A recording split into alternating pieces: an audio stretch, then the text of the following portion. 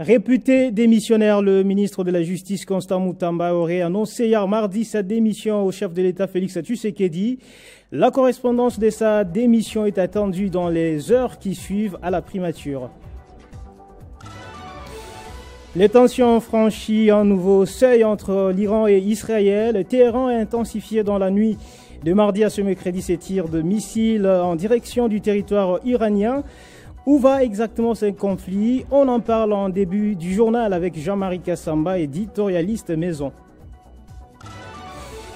En sport, Illico Cash Ligue 1, 4 matchs sont au programme ce mercredi, dont 3 à Kinshasa, parmi lesquels le duel FC Les Aigles du Congo, CS Don Bosco à 15h. À Lubumbashi, les passionnés du football congolais assisteront au classique Mazembe d'Essampé. C'est l'heure du journal sur Télé 50. Bienvenue à tous. C'est une exception. On ouvre le journal avec la guerre israélo-iranienne où les tensions ont franchi un nouveau seuil. Téhéran a intensifié dans la nuit de mardi à ce mercredi ses tirs des missiles en direction du territoire israélien. En riposte, Israël a ciblé la banlieue de la capitale iranienne. Aucune perspective de désescalade ne se dessine pour l'instant. De son côté, le président américain Donald Trump a enfoncé le clou en affirmant que les États-Unis savaient précisément où se trouvait le guide suprême iranien, exhortant l'Iran à le capituler. Images et commentaires. Vers un conflit de grande ampleur entre Téhéran et Tel Aviv, c'est la grande question qui taraude les esprits au regard de l'enlisement de la crise entre les deux pays. L'Iran et l'Israël se sont de nouveau violemment affrontés dans la nuit du 17 au 18 juin. D'après l'Agence internationale de l'énergie atomique, 2 sites iraniens de production de centrifugeuses ont été détruits par des frappes israéliennes. En riposte, Téhéran affirme avoir visé 2 centres de renseignement israéliens. Les gardiens de la révolution ont également annoncé avoir tiré un missile hypersonique contre les territoires israéliens. Alors que les tensions atteignent déjà un niveau critique, le président américain Donald Trump a réagi sur sa plateforme Truth. Il a déclaré que les États-Unis savent exactement où se cache le soi-disant guide suprême iranien, l'ayatollah Ali Khamenei. Il a toutefois précisé qu'il ne prévoyait pas de l'éliminer, du moins pour le moment. Il a également exigé une capitulation sans condition de l'Iran. Sur le plan humain, les conséquences du conflit sont déjà dramatiques. En Iran, au moins 585 personnes ont perdu la vie, dont de nombreuses femmes et enfants, et plus d'1 millier ont été blessés selon l'organisation Human Rights basée à Washington. En Israël, les autorités font état de 24 morts et de plusieurs centaines de blessés depuis vendredi. Le bombardement des sites nucléaires iraniens par l'Israël font déjà redouter un conflit généralisé, alors que pour beaucoup d'internationalistes, ces affrontements pourrait déboucher sur une 3e guerre mondiale. Lundi, le sommet du G7 a été perturbé par les départs prématurés de Donald Trump en raison de la situation au Moyen-Orient. Les pays membres de cette organisation ont renouvelé leur opposition à ce que l'Iran puisse se doter de l'arme nucléaire, appelant à la désescalade. Mais où va exactement ce conflit? Comme annoncé, on en parle avec l'éditorialiste maison Jean-Marie Kassamba. Bonjour et merci pour la disponibilité. Merci. Au regard de l'enlisement de la crise entre ces deux nations, doit-on redouter le pire dans l'avenir? Parce que beaucoup d'internationalistes estiment qu'on est en train d'aller vers une 3e guerre mondiale. C'est très probable et c'est très possible. Pourquoi? Parce que nous assistons là à ce qu'on peut appeler la guerre des civilisations. En réalité, Israël, c'est une fabrication de l'Occident, des États-Unis, de l'Union européenne. En 1948, on a préféré rassembler les Juifs éparpillés à travers le monde pour les installer sur ces territoires palestiniens. Et au fur et à mesure, on est en train d'élargir l'espace occupé par ces Juifs. Aujourd'hui, la guerre qui se passe là-bas, c'est une guerre entre les Occidentaux, cachés naturellement d'Israël, face à l'Iran, qui représente l'autre bord, l'autre bloc, constitué de qui aujourd'hui? De la Russie, de la Chine, de la Corée du Nord, mais bien évidemment d'autres puissances qui sont dans l'autre camp. En fait, les enjeux ici, c'est le contrôle d'abord du Moyen-Orient, parce qu'après la chute de la Syrie, la chute de l'Égypte qui est affaiblie aujourd'hui, qui vit aux mamelles des États-Unis, et surtout ce qui s'est passé en Irak. Il y a là comme une guerre de positionnement, mais ça ne va pas être facile parce que l'Iran s'est très équipé depuis des années 2002-2003. Guerre de positionnement entre les grandes puissances. Absolument. Pour le moment, le Pakistan qui a compris les jeux, parce que celui qui a la bombe dans le monde musulman, c'est le Pakistan. Le Pakistan a averti. Si jamais l'Iran est maltraité, nous allons entrer en jeu. Parce que l'objectif, ce n'est pas fatalement la bombe atomique, mais c'est d'abord le contrôle de matières premières, notamment le pétrole, mais c'est sans compter avec la résilience iranienne, parce que le détroit d'Ormuz, qui permet le passage du pétrole mondial, si ce détroit est obstrué par l'Iran, avec les outils, avec les Hezbollah, avec tout ce qu'il y a comme proxy là-bas, ça va être compliqué pour le commerce mondial et l'économie risque d'en pâtir très durablement. Merci beaucoup Jean-Marie Kassama. Mais pour finir, selon vous, quelles peuvent être les vraies causes de ces conflits qui, au début, vous le savez, étaient entre Israël et le Hamas, groupe armé palestinien. Et là, on voit Iran s'inviter dans le conflit. En réalité, Israël avait procédé par affaiblir les proxys, c'est-à-dire les soutiens de l'Iran qui étaient un peu, je dirais, autour de l'Iran. D'abord Hezbollah au Liban, ensuite la Syrie elle-même, et puis les Houthis vers le Yémen, etc. Maintenant que ça a été un tout petit peu dégagé, il y a maintenant affrontement direct avec l'Iran. Mais c'est sans compter avec la résilience. Parce qu'aujourd'hui, les dômes de fer, la toute-puissance israélienne, le service des renseignements le plus sophistiqué, le Mossad, a été pulvérisé par les Iraniens. Donc c'est pour vous dire que ça va être très difficile pour la suite, parce que commencer une guerre, c'est mieux. La gérer, c'est compliqué. Parce que même si les États-Unis entrent en jeu, on ne connaît pas les théâtres de guerre où les Américains ont pu gagner une guerre.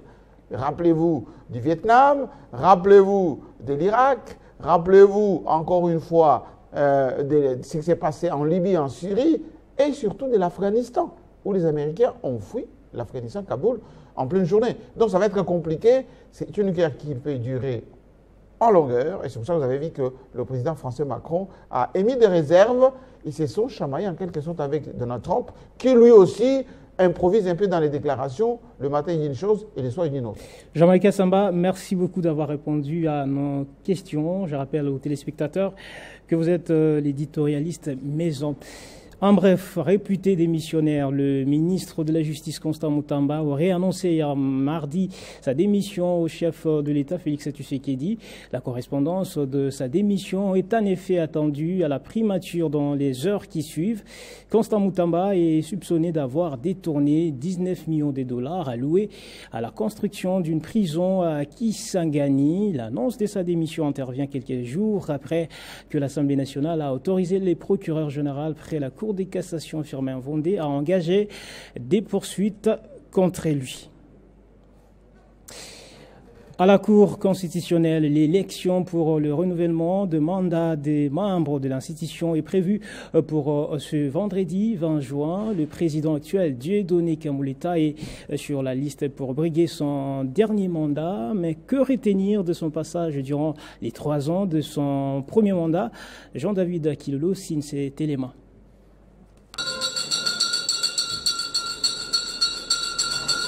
Les renouvellements des mandats des membres de la Cour constitutionnelle revêtent d'une importance capitale, quand on sait que cette haute juridiction est composée de 9 membres nommés par le président de la République. 3 sont choisis à l'initiative du président, 3 par le Parlement et 3 par le Conseil supérieur de la magistrature. 2 tiers de membres doivent être des juristes, juges, procureurs, avocats ou universitaires, ayant au moins 15 ans d'expérience juridique. Les membres ont un mandat non renouvelable de 9 ans, avec un renouvellement par tiers tous les 3 ans, les membres sortants étant tirés au sort. Le président de la Cour est élu par les autres membres pour un mandat de 3 ans renouvelable une fois. Il est investi par une ordonnance du président de la République. Une élection pour le président de la Cour est prévue du 20 au 22 juin 2025. L'actuel président est Dieudonné Kamuleta et président du Conseil supérieur de la magistrature. Son mandat de 3 ans arrive à son terme. et une élection pour le poste de président est prévue pour ce même mois. Il est éligible pour un second et dernier mandat, comme le permettent les règlements de la Cour constitutionnelle. Dieudonné Kamuleta est reconnu pour son rôle dans l'amélioration de l'administration de la justice en République démocratique du Congo, notamment à travers des échanges sur les questions nationales et judiciaires, comme mentionné dans un message de la présidence de la République démocratique du Congo. Il a été plébiscité pour son implication dans la construction d'un nouveau bâtiment pour la Cour constitutionnelle, considéré comme un bijou et un symbole de progrès de la justice en RDC. En 2023, Dieudonné Kamuleta a affirmé l'engagement de la Cour à traiter les contentieux électoraux dans le respect des lois du pays, renforçant ainsi son rôle dans la légitimité des processus électoraux. En février 2023, Dieudonné Kamuleta a accueilli la 15e session du bureau exécutif de la conférence des juridictions constitutionnelles africaines à Kinshasa, démontrant son influence dans les réseaux judiciaires régionaux. Sous sa présidence, la Cour a rendu des décisions importantes comme la condamnation en 2025 de l'ancien Premier ministre Matata Ponyo à 10 ans des travaux forcés pour détournement des fonds publics, une affaire perçue par certains comme politiquement motivée. Les défis incluent la lutte contre l'impunité, la corruption dans les systèmes judiciaires et la nécessité des réformes pour garantir l'indépendance et l'impartialité de la Cour, notamment dans les contextes des contentieux électoraux et des restrictions de droits fondamentaux. Dieudonné Kamuleta Badibanga est une figure centrale de la Cour constitutionnelle, reconnu pour son leadership dans l'amélioration des infrastructures judiciaires et son engagement dans les processus électoraux et régionaux. Cependant, la Cour reste confrontée à des défis d'indépendance et de transparence. L'élection prévue pour le 20 juin au poste de président sera un moment clé, où Kamuleta pouvant potentiellement être réélu pour un dernier mandat. D'une actualité à une autre, les appels à la libération de l'avocat Médard Palankoy se multiplient après la société civile. C'est l'association des anciens séminaristes de l'APA qui appelle à l'implication du chef de l'État en tant que garant du bon fonctionnement des institutions. En défaut, le placer devant son juge naturel pour qu'il soit jugé. Appel à la libération de Maître Médard Palankoy. Nous, Association des anciens séminaristes de l'ABA, convaincus que la bonne justice élève une nation, soucieux de l'avènement d'un état de droit en RDC, portant à la connaissance de la communauté tant nationale qu'internationale les faits et violations graves des droits humains dont Maître Médard Palankoy est victime. En date du 14 mars 2025, Maître Médard Palankoy Lacroix a été enlevé à son cabinet d'avocat par une cohorte armée se réclamant de la présidence de la République sans aucun mandat, ni réquisition du procureur.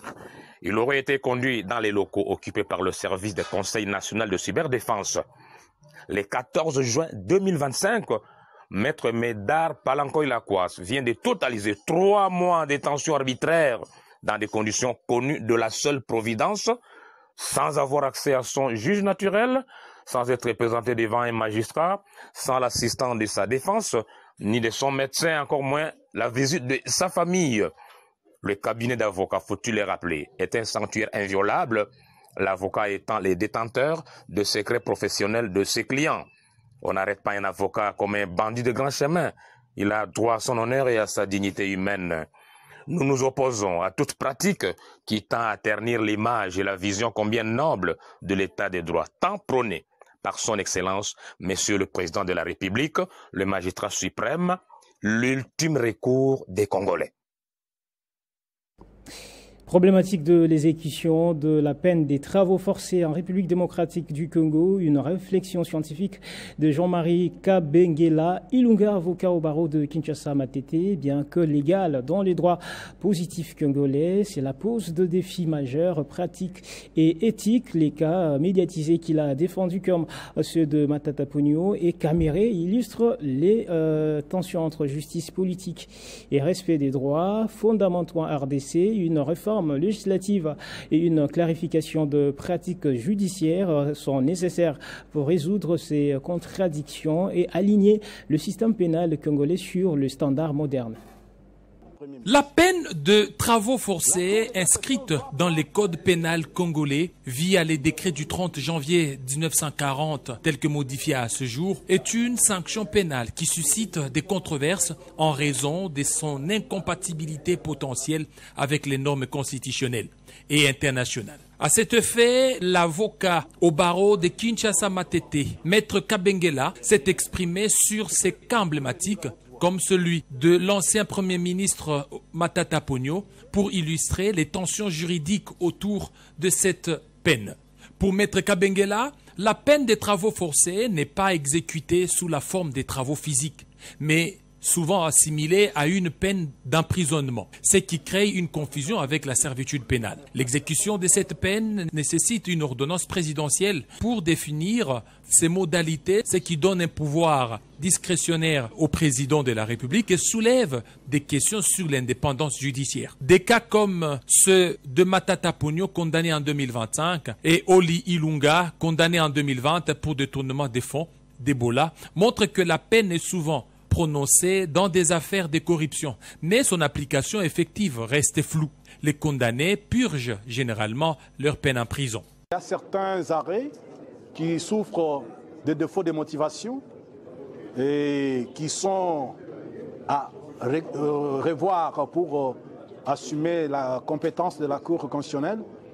Donc aujourd'hui, avec mon cabinet, nous avons voulu organiser cette conférence débat pour partager cette gymnastique citoyenne avec nos compatriotes.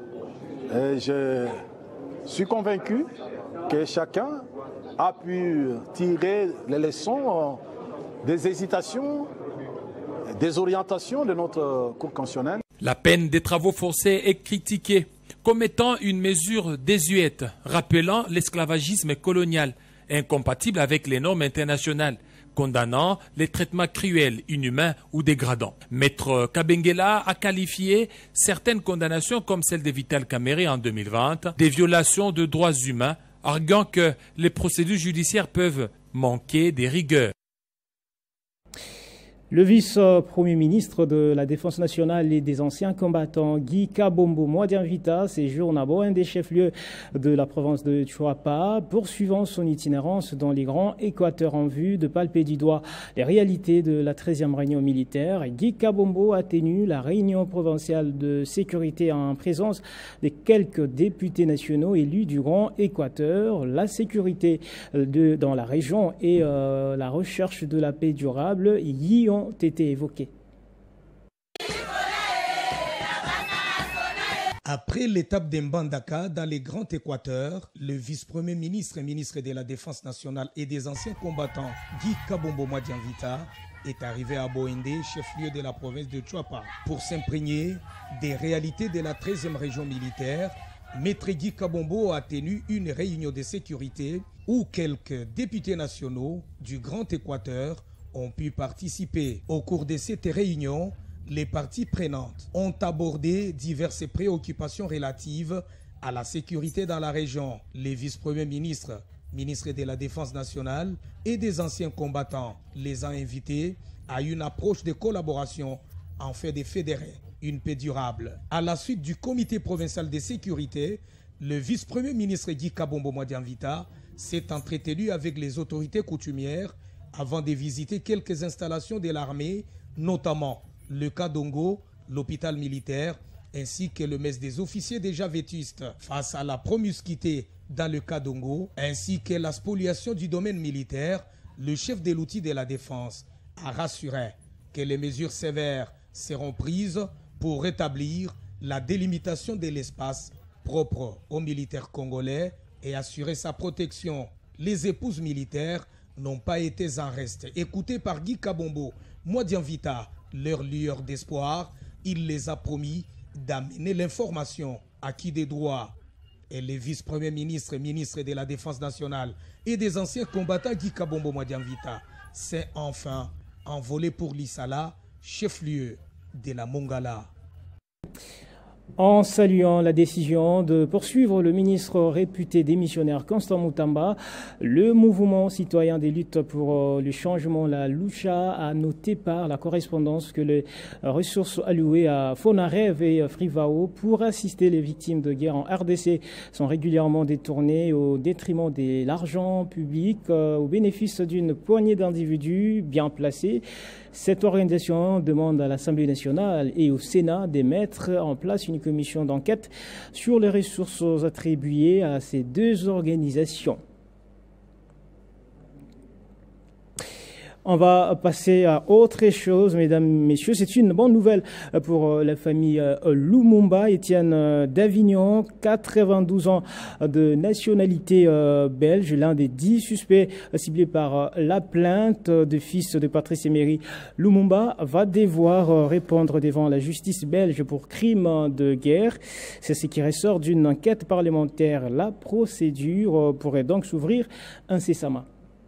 C'est désormais la dernière ligne droite avec l'ouverture ce mardi d'une procédure très formelle. Le parquet fédéral belge a indiqué avoir requis le renvoi devant les tribunaux correctionnels de Bruxelles de l'ancien diplomate belge Étienne d'Avignon dans le cadre de l'enquête sur l'assassinat en 1961 de l'ancien Premier ministre Patrice Emery Lumumba, héros de l'indépendance congolaise. Étienne d'Avignon, 92 ans, est le seul encore en vie parmi les 10 suspects ciblés dans la plainte pour crime de guerre déposé en 2011 par les enfants de Lumumba. Il y a 14 ans, la famille de Patrice Emery Lumumba avait déposé une plainte qui a débouché sur une commission d'enquête parlementaire, puis sur une reconnaissance officielle de la responsabilité de la Belgique. Le parquet a requis un procès en correctionnel pour torture, traitements inhumains et participation à un crime de guerre, et c'est cela qui se joue à partir de ce mardi devant la chambre du Conseil pour Étienne d'Avignon,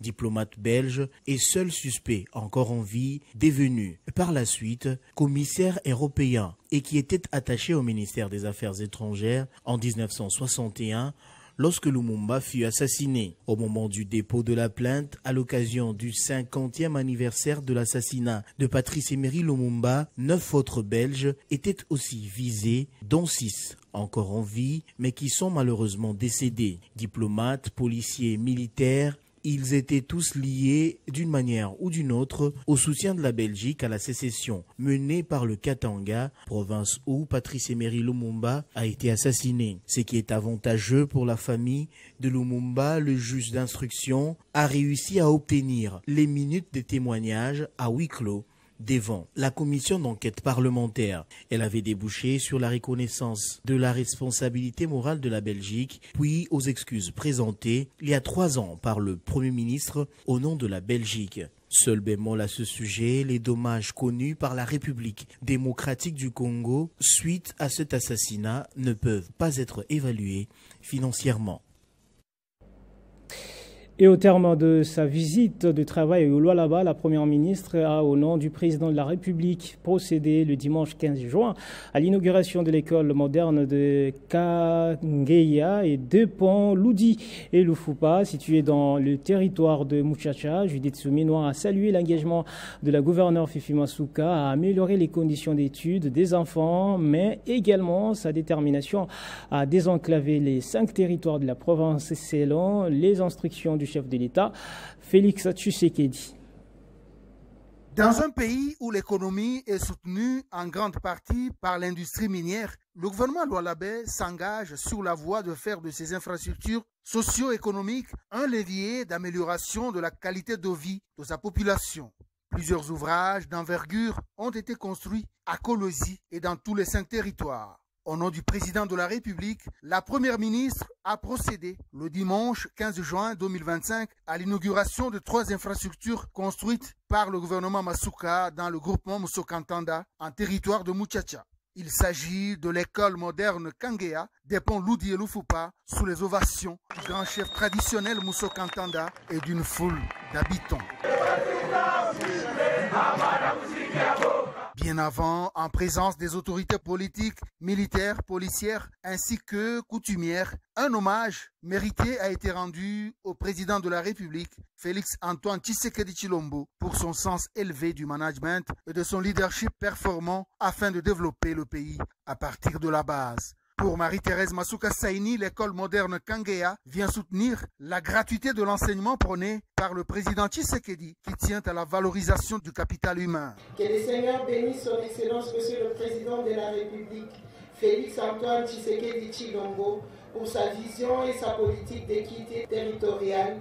Pour Judith Toulou-Kassouminois, ce développement impressionnant du Lualaba est le fruit d'un leadership féminin visionnaire incarné par Marie-Thérèse Masuka qui œuvre sans relâche pour transformer les richesses minières de cette province en véritable bonheur de sa population. En alignant ses efforts sur la grande vision du président Tshisekedi, le Lualaba s'engage à bâtir des infrastructures durables essentielles pour encourager la croissance économique et l'inclusion sociale.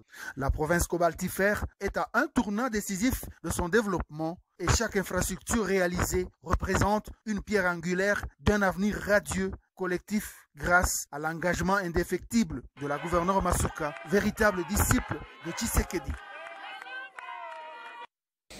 C'est aussi une bonne nouvelle pour les téléspectateurs de Télé 50. La chaîne totalise 15 ans d'existence. C'est 24 juin depuis sa création en 2010 grâce au management et leadership de son directeur Jean-Marie Kassamba. Le média vous promet des grandes choses pour très bientôt et vous remercie pour la fidélité réitérée. Surtout, Télé 50 s'engage en effet dans la transformation continue du paysage médiatique en République démocratique du Congo et reste une référence majeure en Afrique pour le média.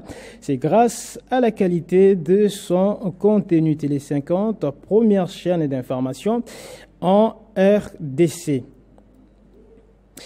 En sport, Illico Cash, Ligue 1, 4 matchs sont au programme ce mercredi, dont 3 à Kinshasa, parmi lesquels les duels FC les Aigles du Congo et CS Don Bosco à 15h. À Lubumbashi, les passionnés du football congolais assisteront au classique Mazembe d'Essampé. Christian Boukaya. Dans ce dernier virage, tous les prétendants au titre doivent se battre jusqu'à la dernière énergie. Le Daring Club Motema Pembe devra suyer sang et eau pour sortir sain et sauf face à Mazembe à Lubumbashi. Aussi là, à la récupération, Marzuka Chikata. Battu petitement à l'aller, les Immaculés souhaitent prendre leur revanche. Une mission difficile pour le club vert et blanc, éliminé de la Coupe du Congo et qui n'a que la Ligue nationale de football pour aller aux interclubs de la CAF. Il manque le cadre. Le duel de ce mercredi, c'est celui qui mettra aux prises les Aigles du Congo au cercle sportif Don Bosco, au stade de Marseille de la Pentecôte, Papim Poy et Pamphile Miayo, respectivement coach des Aigles du Congo et du cercle sportif Don Bosco, s'attendent à une bataille des titans. L'équipe elle est prête pour affronter tous les matchs qui vont s'enchaîner. Il n'y a pas de finale, Tout le monde dit que c'est une finale. Pour nous, c'est pas une finale. Je ne cesse de répéter, de ressasser que c'est un match comme un autre. Donc, nous, on prépare pas les matchs différemment. Que ce soit telle équipe ou telle équipe, on prépare le match de la même manière.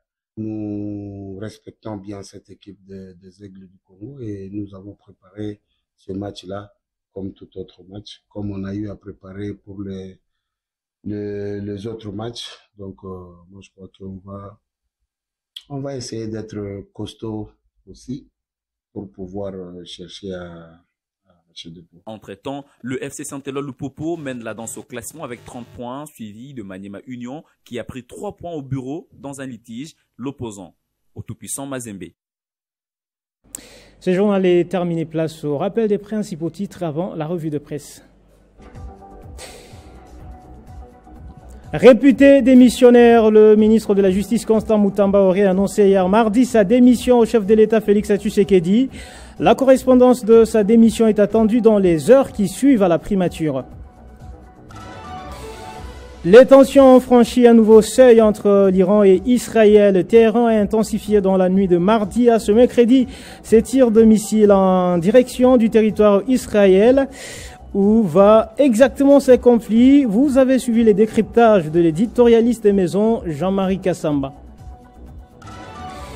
En sport, Illico Cash Ligue 1, 4 matchs sont au programme ce mercredi, dont 3 à Kinshasa, parmi lesquels les duels FC Le Aigle du Congo, CS Don Bosco à 15h. À Lubumbashi, les passionnés du football congolais assisteront au classique Mazembe d'Essampé. Ne nous quittez pas, mesdames, messieurs, on passe à la deuxième partie de ce journal.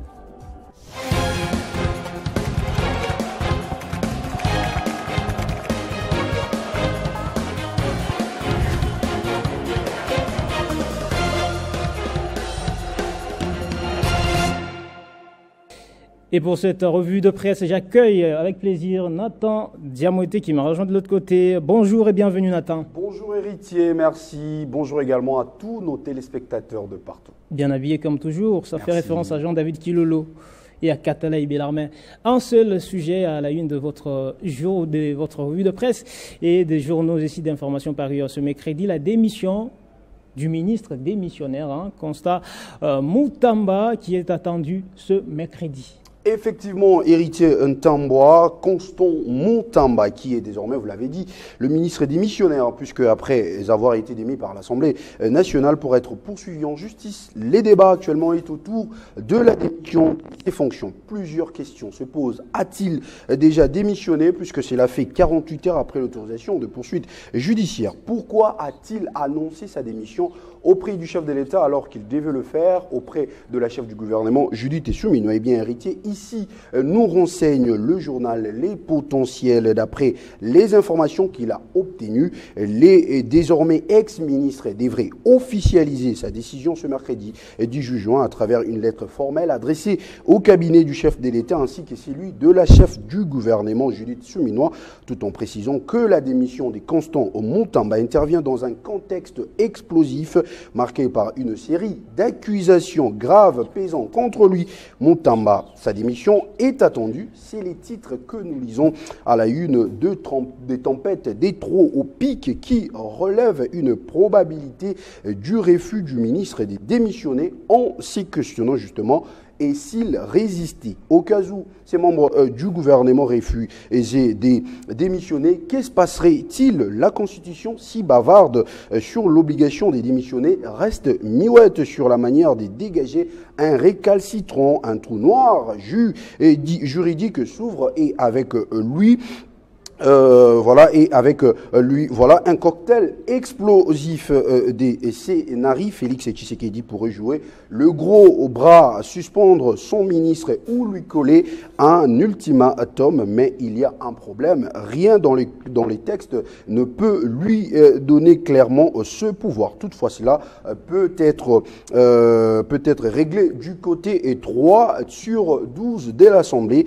Une motion de censure ou des défiances pourrait faire tomber Mutamba. Les tabloïds fait en quelque sorte référence de l'annonce faite par Constant Mutamba hier à Félix Tshisekedi. Dans tous les cas, Héritier Ntambwa, les chefs de l'État, a déjà pris acte de la démission du ministre de la Justice Constant Mutamba. C'est ce que renseigne la presse en ligne wise.cd qui relève également qu'après avoir annoncé au chef de l'État, l'ex-ministre de la Justice a veillé à souligner son attachement indéfectible à l'État des droits tout en dénonçant discrètement les obstacles politiques qui entravent les réformes indispensables. Autre chose, Héritier, c'est cette caricature que partage Média Pro qui évoque que 2 jours plus tôt, les immunités de Constant Mutamba avaient été levées avant qu'il ne soit interdit de quitter Kinshasa en attendant l'ouverture de son procès pour une présumée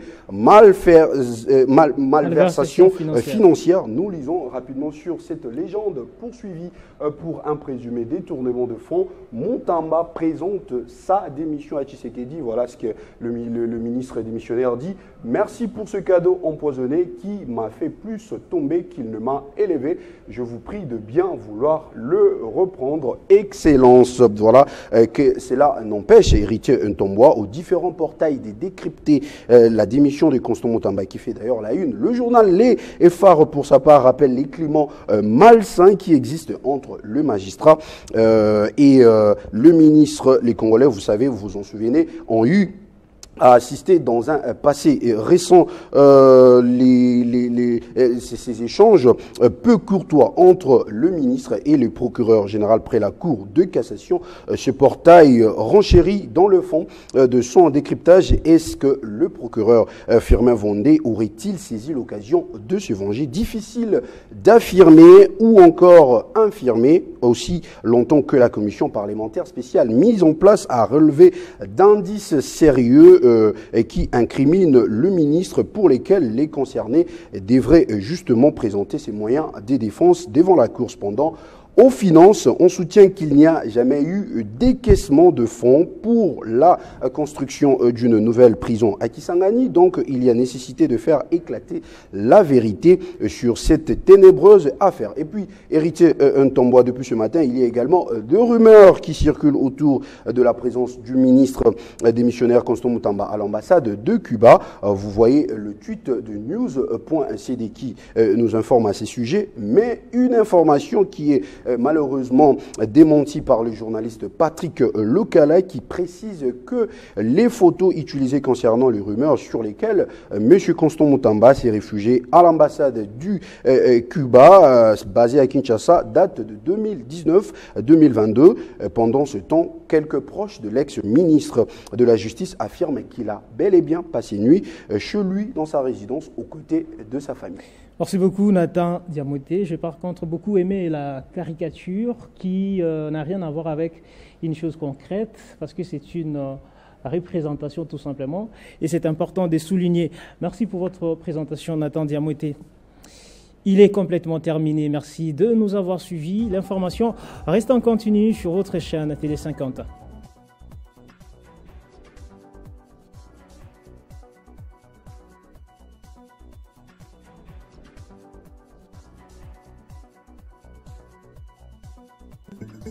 Retrouvez toute l'actualité en continu sur www.tele50.cd.